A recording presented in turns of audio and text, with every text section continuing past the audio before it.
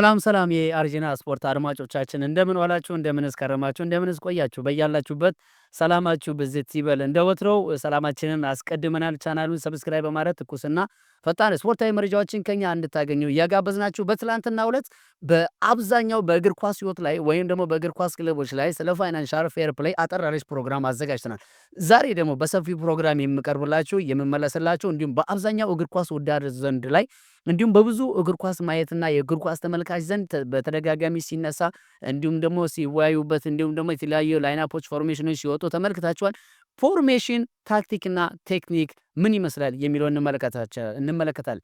በዚሁ ቻናል ላይ ማቅረብ በእግር ኳስ ዙሪያ ላይ እንዳቀርብ የምትፈልጉትን ማንኛቸውንም ስፖርታዊ መረጃዎችና ስፖርታዊ ጥያቄዎችን በኮሜንት ሴክሽን እንድታቀርቡልኝ ከወዲሁ እጋብዛችኋለሁ። ማንኛውንም ነገር አቅርቡ። ማንኛውንም ነገሮች መልስ የምንሰጥላችሁ መሆኑን ከወዲሁ እጋብዛችኋለሁ። የዕለቱን ፕሮግራም የማቀርብላችሁ እኔ ተመስገን አስናቀ ነኝ። ወደ ዕለቱ ፕሮግራም እንመለሳለን። በዛሬው ፕሮግራማችን በእግር ኳስ ውስጥ ስለ ፎርሜሽን ወይም አስተላለፍ ምን ይመስላል የሚለውን እንመልከት። ታክቲክ ራሱን የቻለ ቴክኒክ ራሱን የቻለ ፎርሜሽን የሚባለውስ ደግሞ ምንድነው የሚለውን እንመልከት። ፎርሜሽን ማለት በእግር ኳስ ውስጥ የመሰረተ ጨዋታ በመጀመሪያና በጨዋታ ጊዜ ላይ ተጫዋቾች ሜዳ ላይ የሚቀመጡበትና መንገድ የሚጠቀሙበትን መንገድን ያመለክታል። ይሄ ማለት አንድ አሰልጣኝ ለራሴ እግር ኳስ ታክቲካዊ ይጠቅመኛል ያለው ፎርሜሽን ተጫዋቾችን ከመከላከል ከበረኛ ከመከላከል ከመሃል ሜዳ እንዲሁም ደግሞ ከአጥቂ ድረስ ያለውን ላይኖች ወይም ደግሞ ዞናሊ አታኪንግ ኤራ ዲፌንዲንግ ኤራ እና ሚድፊልደር ኤራዎች ላይ ዲፔንድ ተደርጎ ተጫዋቾች የሚሰለፉበት የሚቆሙበት ወይም ደግሞ የስራ ድርሻ የሚሰጥባቸው የሜዳ ክፍልን የሚያካልሉበት የሚንቀሳቀሱበት እንቅስቃሴ ፎርሜሽን ወይም የዛ ተጫዋቾች የጨዋታ ጽንሰ ሐሳብና የጨዋታ እንቅስቃሴን ትኩረት ያደረገ ጽንሰ ሐሳብ ፎርሜሽን እንላለን። ይህም እነዚህ የሥራ መደቦች በአሰልጣኝ የሚወሰን ሲሆን አሰልጣኝ ደግሞ ለነዚህ ሊያቀርብ የሚችለው የቡድኑ ጥንካሬ ድክመትና እንዲሁም ደግሞ ታክቲካዊ መሰረትን በማድረግ 11 ተጫዋቾችን በፎርሜሽናቸው ሊጠቀማቸው ይችላል።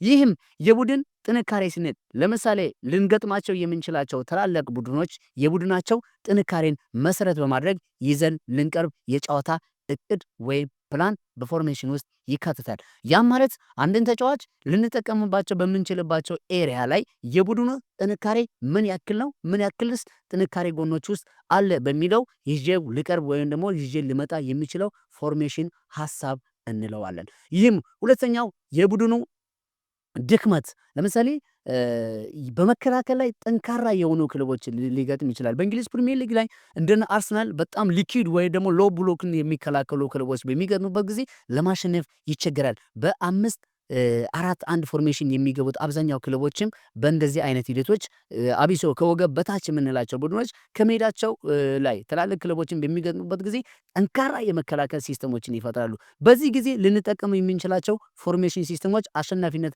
ሊያደርጉን የሚችሉ ጽንሰ ሐሳቦች እንደመሆናቸው አኳያ ናቸው። ከዚህም አኳያ እንመልከት እስኪ እንደነ ኒውካስትል አይነት ክለቦች እንደነ ኤቨርተን እንደነ ብሬንትፎርድ ኳስን የማይጫወቱ ወይም ደግሞ ኳስን ቀላል ሆለም ወይም ደግሞ በሰፊው መንገድ ኳስን እንደ ነፃነት ሊጫወቱ የማይችሉ በመከላከል በካውንተር ፕሬሲንግ ሲስተም ሄዶ ሊያስቆጥሩ የሚችሉ ክለቦች እንዲሁም ካስቆጠረ በኋላ አደገኛ መከላከል ሂደቶችን ነጥብን ይዞ ለመውጣት የሚያደርጉ ክለቦችን በሚያጋጥሙበት ጊዜ አሰልጣኞች የተጫዋቾችን ፎርሜሽን ሲስተም የሚጠቀሙበት ፎርሜሽን እንላለን። ሁለተኛ የቡድኑ ድክመት ለምሳሌ አንድ ክለብ በሚገጣጠሙበት ወይም ደግሞ ጨዋታዎች ውድድሮች በሚኖርበት ጊዜ የሚቀርቡ እያንዳንዳቸው ድክመቶች ላይ የተንተረሰ የድክመት ሂደቶች ይኖራሉ። ሶስተኛው ደግሞ ታክቲካዊ አንድ ክለብ ይዞ ሊቀርብ የሚችለው የታክቲክ ሐሳብን ተንተርሶ ፎርሜሽኖች የሚዘጋጁ ይሆናሉ። ይህም ፎርሜሽን ምን ያህል በመከላከል በመሃል ሜዳና በማጥቃት ላይ እንዳሉና የት እንደሚቀመጡ እንዳጠቃላይ የሚወሰን የጨዋታ እቅድና ፕላንን በተጫዋቾች ላይ ዲፔንድ የሆነ ነው። ይህም ፎርሜሽን ብዙን ጊዜ ከየቦታ ያሉትን ተጫዋቾች ብዙ በሚወክል ተከታታይ ቁጥሮችና ተከታታይ እንቅስቃሴዎች እንዲሁም ደግሞ ናቹራሊ እንቅስቃሴዎች ወይም ደግሞ የተፈጥሮ ችሎታቸውን ሊያመዝኑ የሚችልባቸው ኤሪያዎች ላይ ዲፔንድ በመሆን አንድ አሰልጣኝ ለክለቡ ይበጀኛል ወይም ለተጫዋቾች ወይም እንዲሁም ደግሞ ውጤት ሊያመጣ ይችላል ወይም ደግሞ ይበጀኛል የሚለውን ጽንሰ ሐሳብ የሚያቀርበት ትልቅ ቦታና መንገድ ይህ ነው። ከዚህ ቀጥሎ ተከላካዮች አማካዮችና አጥቂዎችን ከበረኛ አንስቶ የሚጠቀምበት እቅድና ፕላን ፎርሜሽን እንለዋለን። አደረጃጀቱ የቡድን አጨዋወት ዘይቤ የዛ ቡድን አጨዋወት ዘይቤ ምን ይመስላል? ለምሳሌ እንደ አርሰናል አይነት የአጨዋወት ዘይቤ ምን ይመስላል? ማንቸስተር ሲቲ የአጨዋወት ዘይቤ ምን ይመስላል?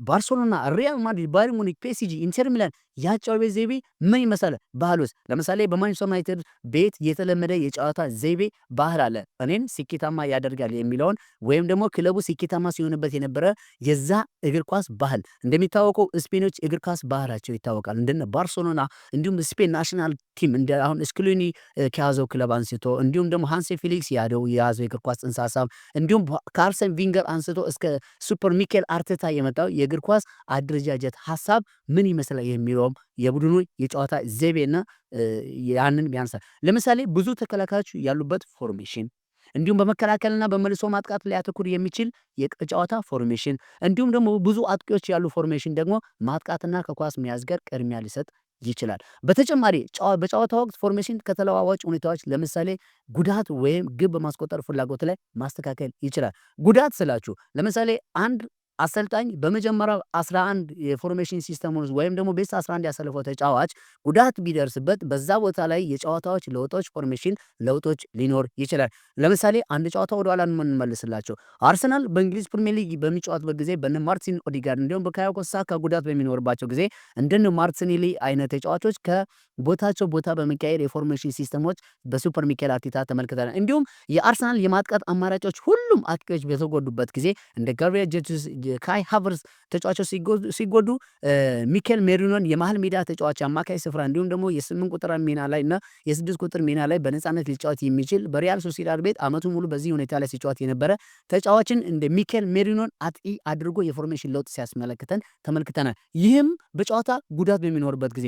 ሁለተኛ ደግሞ ቀድሞ ጎል ከተቆጠረብን በኋላ ጎል ለማስቆጠር ልንጠቀማቸው ወይም ደግሞ ልንቀይራቸው የምንችላቸው ፎርሜሽኖች። ስለዚህ ፎርሜሽን በጨዋታ መሃል ላይ የጨዋታዎች ለውጦች በሚኖሩበት ጊዜ ጉዳት እንዲሁም ደግሞ ቀድሞ ሲቆጠርብን ወይም ደግሞ አስቆጥረን ነጥብ ለማስቆጠር ስንፈልግ ልንጠቀም እንችላለን። ይህም አስቆጥረን እንዴት ፎርሜሽን ለውጦችን ልንጠቀም እንችላለን የሚል ሀሳብ ብታነሱ ይህም በኤሮፓ ሊግ ፍጻሜ ጨዋታ ላይ በአትሌቲኮ ሳን ማሜስ ስቴዲየም ማንቸስተር ዩናይትድ ከቶተናም ባደረጉ ጨዋታ ላይ ቶተናም ወደ ከ70ኛ እንዲሁም ከ60ኛ ደቂቃ በኋላ አብዛኛው የተከላካይ ስፍራ ተጫዋቾችን ነበር የፎርሜሽን ለውጥ አድርጎ ወደ 7 ተከላካዮችን ሲጠቀም የነበረው። ከዚህም አኳያ የፎርሜሽን ለውጦች ጎል በሚቆጠርበትና በጉዳት በሚሆኑበት ጊዜ እነዚህ የጨዋታ ወይም ደግሞ የፎርሜሽን ለውጦች በተጫዋቾች ላይ ሊኖር ይችላል። ለምሳሌ 4-4-2 ፎርሜሽን የሚጠቀም ክለብን እንመልከት። 4 ተከላካዮች አሉት፣ 4 አማካዮች አሉት እንዲሁም ደግሞ 2 የማጥቃት ባህሪ ያላቸው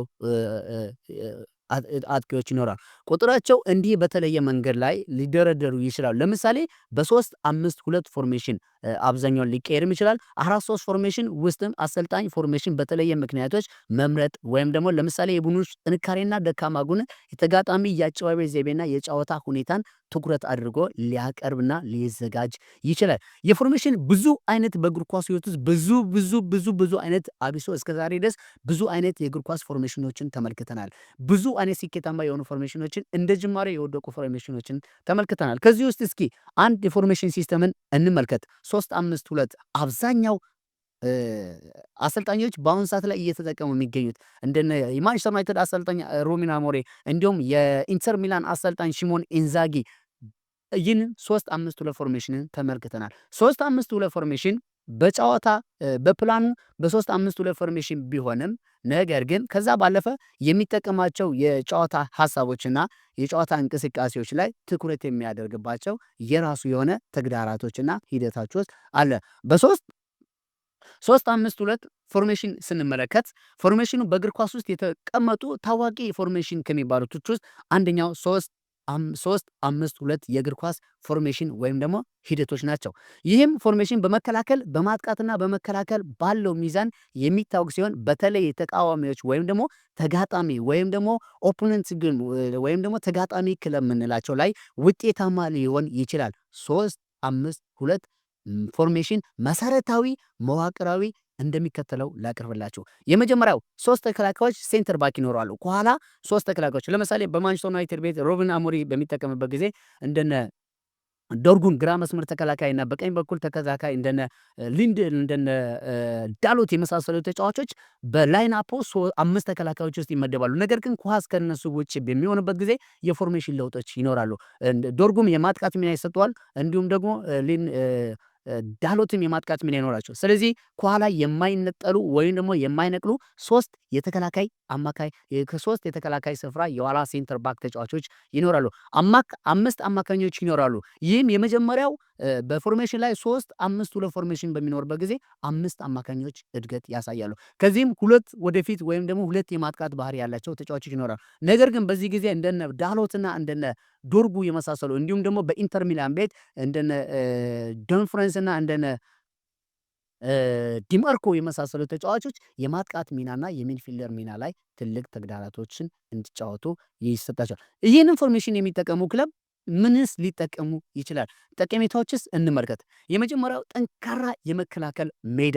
በዚህ ጊዜ በ3 የመሃል አማካዮች 3-5-2 አስተላለፍ በሜዳ ላይ መሃል ላይ ጠንካራ መሰረትን ይሰጣል። ከዚህም አኳያ ይህም በተጋጣሚ የመሃል ሜዳ ላይ ለመቆጣጠር አዳጋች የሚያደርገው ሲሆን ቡድኑ የኳስ ቁጥጥርን እንዲቆጣጠርና የጎል እድሎችን ለመፍጠር ክሬቲቪቲ ተጫዋቾች እንዲኖሩ ያደርጋል። ይህንን በባርሴሎና የአውሮፓ ቻምፒዮንስ ሊግ ላይ ዶን ፍራንስ የተከላካይ የቀኝ ተመላላሽ ተከላካይ ስፍራ የሚጫወት ተጫዋች ቢሆንም ነገር ግን ጎል ሲያስቆጥርና አሲስት ሲያደርግም እንዲሁም ብዙ ጎሎችን የተቃራኒ ባርሴሎና ላይ ሲያስቆጥር ተመልክተናል። እንዲሁም በተለያዩ ክለቦች ውስጥ የሚጫወቱ ተጫዋቾች እንደነ ዶርጉ በማንቸስተር ዩናይትድ ቤት እናውቀዋለን።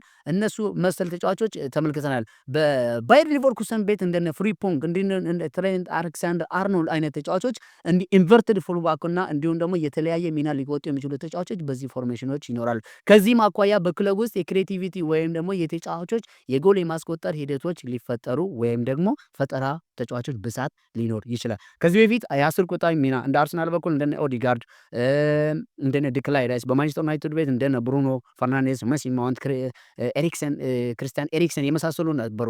እነዚህ ክሬቲቪቲ ተጫዋቾች ልንላቸው እንችላለን። በነገራችን በ3-5-2 ፎርሜሽን ጊዜ ላይ ግን እነዚህ የቀኝ መስመር ተመላላሽ ሚና ላይ የሚወጡ ሰዎች ክሬቲቪቲ ሊሆኑም ይችላሉ።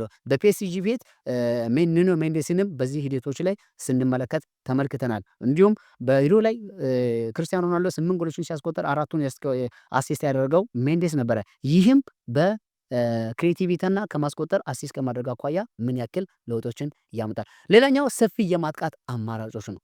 ይህም በ3-5-2 ፎርሜሽን ላይ የሚገኙ 2 ሰፊ አማካዮች የማጥቃት እና የሰፊ አጥቂዎች ወደ ውስጥ የመግባትና ክፍተትን የሚፈጠር ሲሆን ይህም ደግሞ ከሰፊ ማዕዘናት የሚመጡ ኳሶችን እድል የሚፈጥር ሲሆን ይህ ደግሞ ለተጋጣሚ መከላከል አስቸጋሪ ሊሆን ይችላል። ሌላኛው ይህን ሰፊ የማጥቃት አማራጮችን ስንመለከት ለምሳሌ ከዚህ በፊት በ4-4-2 እንዲሁም በተለያዩ ፎርሜሽን ሲስተም ውስጥ ስንመለከት የነበረው የማጥቃት ሚናዎች በ3-5-2 በሚሆኑ ወይም 5-3-2 በሚሆኑበት ፎርሜሽን 3-5-2 እና 5-3-2 ፎርሜሽን ለውጦች ምንም የቁጥር ለውጦች እንጂ የአጨዋወት ጽንሰ ሀሳቡ ምንም የሚለየውና የሚለያይ ነገር የለውም። ሌላኛው ሁለገብነት ነው። ይሄ ሁለገብነት የምንላቸው የዛም 3-5-2 አደረጃጀት ከተለያየ የጨዋታ ዘይቤዎችና ታክቲካዊ ሁኔታዎች ጋር ሊጣጣም ይችላል። በኳስ ቁጥጥር በመልሶ ማጥቃትና ቀጥተኛ ዘይቤ ላይ ለመጫወት ትልቅን ሚና ይጠቀማል። ከዚህም ከመጠቀም አኳያ የሚሰለፉ ተጫዋቾች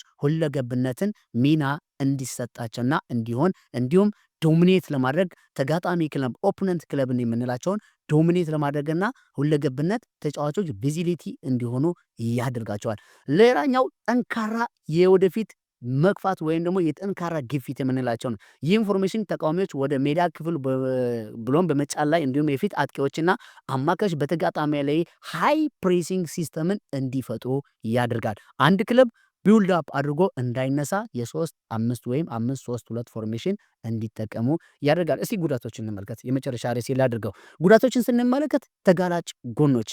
እነዚህ ተጋላጭ ጎኖች የምንላቸው 3-5-2 ፎርሜሽን ከሜዳ በታች ለማጥቃት የተጋለጠ ሊሆን ይችላል። በተለይም ሰፊው አማካዮች ጥቃትን ለመደገፍና ወደፊት የሚገፉ ከሆነ እንደነዚህ አይነት ተጋላጭ ጎኖችን ሊኖሩ ይችላል። ይህ ደግሞ በመከላከል ረገድም በመተውና ተጋጣሚ ኳስ አቋርጠው ወደ ሳጥን ውስጥ የመግባትም እድልን ይፈጥራል። የተጋጣሚ ሲስተም በሃይ ካውንተሪንግ ሲስተም ሊቆጠርባቸውና ተጋላጭ ጎኖች ሊኖሮች ይናል። እነዚህ ሌላኛዎች ደግሞ ታክቲካዊ ተለዋዋጭነት ሌላኛው ጉዳቶች ሊሆን ይችላል። በ3-5-2 ፎርሜሽን ከተጫዋቾች ከፍተኛ የታክቲክ ግንዛቤና ዲሲፕሊን ይጠይቃል። በተለየ ቡድኑ በተደራጀ የተቃዋሚዎች እንዲሁም የመከላከያዎች ላይ ውጤታማ በሆነ መንገድ ለማከናወን ፈታኝ ሊሆንበት ይችላል። ይህን ኢንፎርሜሽን የሚጠቀሙ ቡድኖች በጨዋታ ሂደት ላይ ተመስርተውም ይህን ኢንፎርሜሽን ስልታቸውን የመዋቅር ችሎታ ሊቀያይሩ ሊኖርም ይችላል። የዛሬውን ፕሮግራም ያቀረብኩላችሁ እኔ ተመስገን አስናቀ ነኝ። ቻናሉን ሰብስክራይብ በማድረግ ትኩስና ፈጣን ስፖርታዊ መረጃዎችን